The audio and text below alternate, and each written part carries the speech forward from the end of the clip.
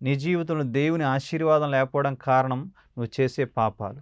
నువ్వు చేసే పాపాలు ఎవరికి తెలియదు అని అనుకుంటున్నావు. ఎవరు చూడట్లేదు కదా అనుకుంటున్నావు.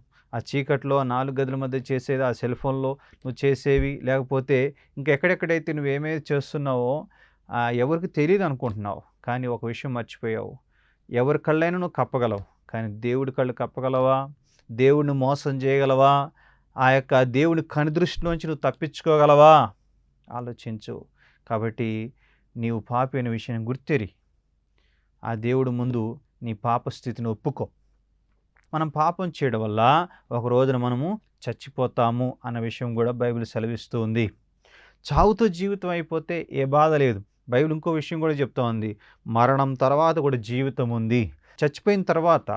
చచ్చిపోయిన తర్వాత శరీరం మట్టిలో కలిసిపోతుంది.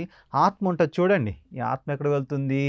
దేవుని కోర్టులోనికి వెళ్తుందని హెబ్రీ 9:27లో రాసింది. మనందరికీ తెలిసింది ఒక్క మరణమే. బైబిల్ ఏం చెప్తుంది? రెండవ మరణం కూడా ఉంది. ఏంటి రెండవ మరణం? అగ్ని గంధకంతో మండుగుండంలో పాలు పొందడం. అంటే ఏంటి? నిత్య నరకానికి పోవడం. ఎవరు వెళ్తారు? ఆ లిస్టులో ఉన్న వాళ్ళందరూ వెళ్తారు. ఆ లిస్టులో జాగ్రత్తగా గమనిస్తే అబద్ధం ఆడినా చాలట నరకానికి వెళ్ళడానికి మనము అర్హులమే అని వాక్యం సెలవిస్తోంది.